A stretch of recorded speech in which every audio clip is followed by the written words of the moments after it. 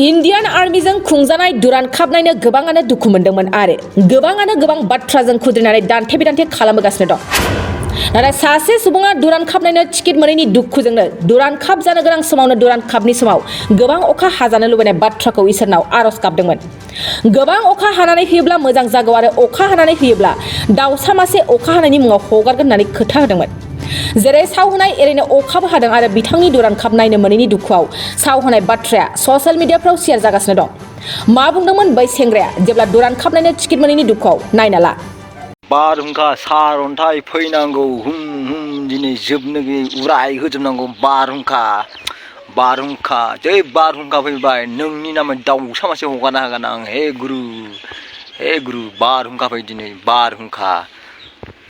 नंगौ बे सुबुंनि मुङानो प्रहलाद बसुमतारी मुंनि ससियेल मिडियानि गेजेरजों DURAND CUPआव अखा हाब्ला अखा हानायनि मुङाव दाउसा मासे हगारगोन बुंदोंमोन आरो थारैनो अखाबो हामारबाय। DURAND CUPनि समाव थारैनो अखाबो हायो आरो अखा हानायनि थाखायनो बे प्रहलाद बसुमतारी मुंनि सुबुङा मासे दाउला दाउ हगारो आरो बे अखा हानायनि थाखायनो दाउला हगारनाय भिडिअ'आबो गोबां शेयार जागासिनो थानायखौ नुनो मोननाय जादों। मैया अखा हानायनि थाखाय नै नोंनो दिनै दाउसा मासे हगारसै आं। मैया अखा हादोंमोन ना आं सावनानै मैया दाउसा हगारनो थिनदोंमोन ना नोंसोरो नै हगारबाय आङो। गुरु नै नोंनि नामै दाउसाखौ हरबाय आङो लानानै थानो दाउआ बेसेबा गिदिरखा नै आरो एबार थिखोनो मोनाबाबो एबार अखा होबावनांगौ आरो हरबावगोन आं नोंनो मिथिबाय। नै दाउआ हगारहरसै आं मैया सावहोनाया नांनायनि मिथिबाय।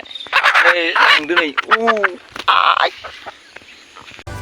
बेनि अनगायैबो आरोबाव गोबां माखासे सुबुंफ्रा मैया DURAND CUPआव बड'लेण्ड FC आरो राजस्थान इउनाइटेड FCनि गेजेराव बादायलायनायाव बड'लेण्ड FCआ जेननायखौ लानानै माखासे बर'नि मोजां सानै बर' हारिखौनो मुगैग्रा सानैनो अभद्र सुबुङा बड'लेण्ड FC जेननायखौ लानानै गोबां रंजादों।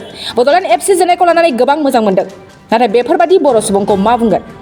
गावनि हारिनि बड'लेण्ड FC जेननायाव गोजोननाय रंजानाय बर' सुबुंखौ मा बुंगोन? बेसेबां नेहाथ जागोन बैफोर सुबुङा? बेयो मोनसे गेदेर साननो गोनां बाथ्रा।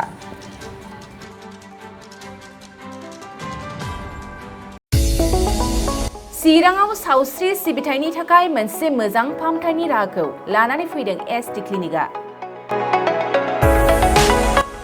आथिखालाव सुबुंनि देहायाव नुजाथिबाय थानाय डायबिटिस बेरामनि थाखाय मोजां फाहामथाय होयो SD क्लिनिकआ।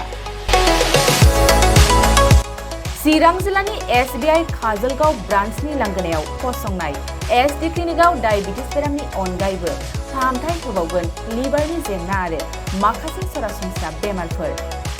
बे SD क्लिनिकआव डायबिटिस बेरामनि फाहामथायखौ होगोन जर'खा फाहामगिरि डक्टर समित देबा। नोंथांमोना फुं आरो मोनाबिलि समावबो बे क्लिनिकआव फाहामथाय लानो हागोन। डक्टर, लेबरेटरि, मुलि, ECG सिबिथायनि खाबुफोरखौ बे SD क्लिनिकआव मोनजोबगोन। जुदि SD क्लिनिकआव रायजो राजाफ्रा गाव गावनि देहायारि जेंनाखौ फाहामथाय लानोबा नैबे मबाइल नम्बर 7002293924 एबा 9954687226 आव थोंजों मुं थिसननो हागोन।